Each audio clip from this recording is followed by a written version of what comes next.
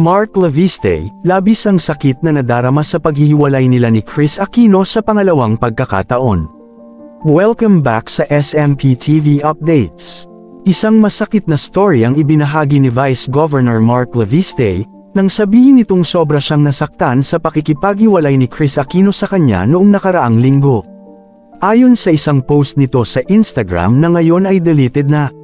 Sinabi nitong, sobrang sakit ng aking nararamdaman dahil for the second time around, nakipaghiwalay si Kris Aquino sa akin. Akala ko ay okay ang lahat at alam ni Kris na mahal ko siya higit sa aking buhay. Kahit na ganito ang nangyari, hindi ako sisuko dahil ganoon ang genuine love. Naiintindihan kung mahirap ang pumasok sa isang long-distance relationship at alam kong marami ka pang mas importanteng gagawin, ngunit kung sakaling kailangan mo ako ay nandito lang ako naghihintay at handang umalalay sa iyo. God knows how much I love you, Kris. Tuloy ang laban sa buhay at pupuntahan ulit kita sa Amerika soon. God bless us all. Ito ang madamdaming pahayag ni Mark Leviste kaugnay sa estado ng relasyon nila ni Kris Aquino ngayon.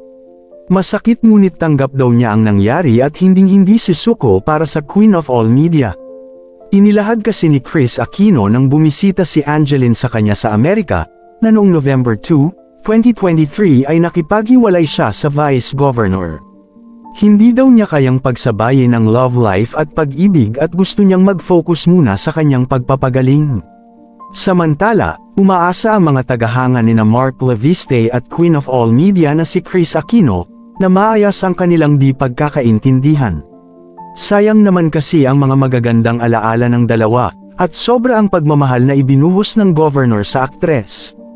Hiling nila ay sana magkaayos ang dalawa nang sa ganun ay mas maging masaya ang mga ito. Anong masasabi ninyo sa balitang ito? Comment down below. Maraming salamat sa panunood.